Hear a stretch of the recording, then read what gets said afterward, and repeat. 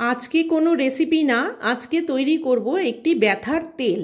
যাদের প্রচণ্ড হাঁটু ব্যথা, কোমর ব্যথা, পিঠে ঘাড়ে ব্যথা, এই তেলটা মাখলে খুব উপকার পাওয়া যায়। তাই আজকে তৈরি করব একটি ব্যথার তেল।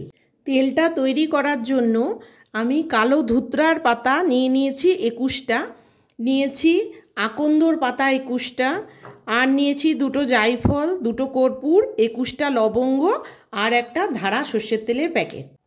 এখন আমি এই পাতাগুলোকে ভালো করে কুচি কুচি করে নেব।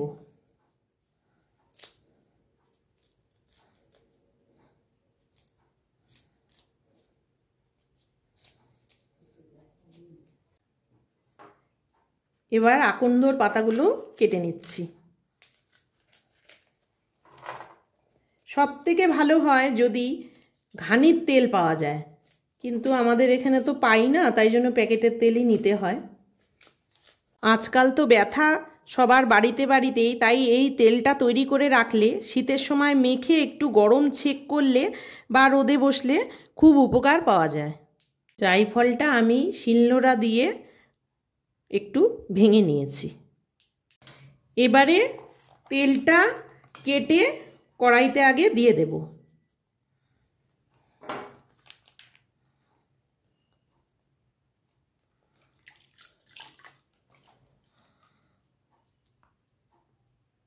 সবার প্রথমে গ্যাস জ্বালিয়ে নিয়ে তেলটাকে আমি ভালো করে আগে গরম করে নেব।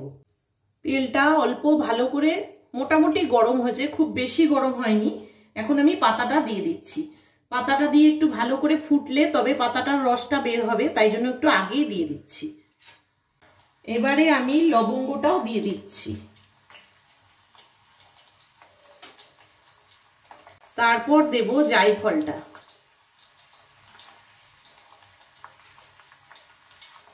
কর্পূরটা কিন্তু এখন দেওয়া যাবে না, গ্যাস অফ করে নিয়ে কর্পূরটা দিতে হবে, না হলে আগুন কড়াইয়ের উপরে উঠে যাবে। ভালো গরম হয়ে গেলে গ্যাসের আঁচটা কিন্তু কমিয়ে দিতে হবে, না হলে একবারে ফেনা হয়ে উতলে পড়বে। যার যেখানে ব্যথা আছে সেই জায়গাটায় তেলটা নিয়ে খুব ভালো করে চিপে চিপে ডলে ডলে লাগাতে হবে।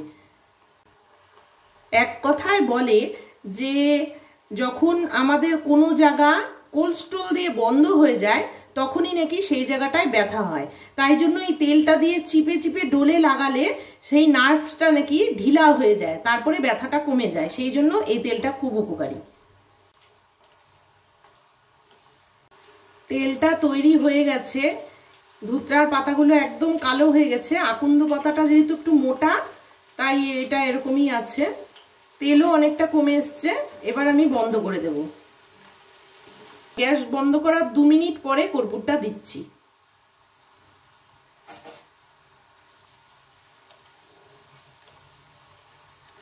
তোমাদের যদি ব্যথার এই তেলটা তৈরি করা ভালো লেগে থাকে তাহলে ভিডিওটিকে লাইক করো, চ্যানেলটিকে সাবস্ক্রাইব করো, আর যারা ফেসবুক পেজ থেকে দেখছো তারা পেজটিকে ফলো করে দিও।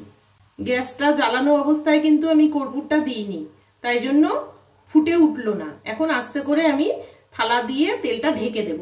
এই ঢাকা অবস্থায় সারা রাত থাকবে, তারপর তেল ঠান্ডা হলে কালকে সকালে আমি ছেঁকে নেব।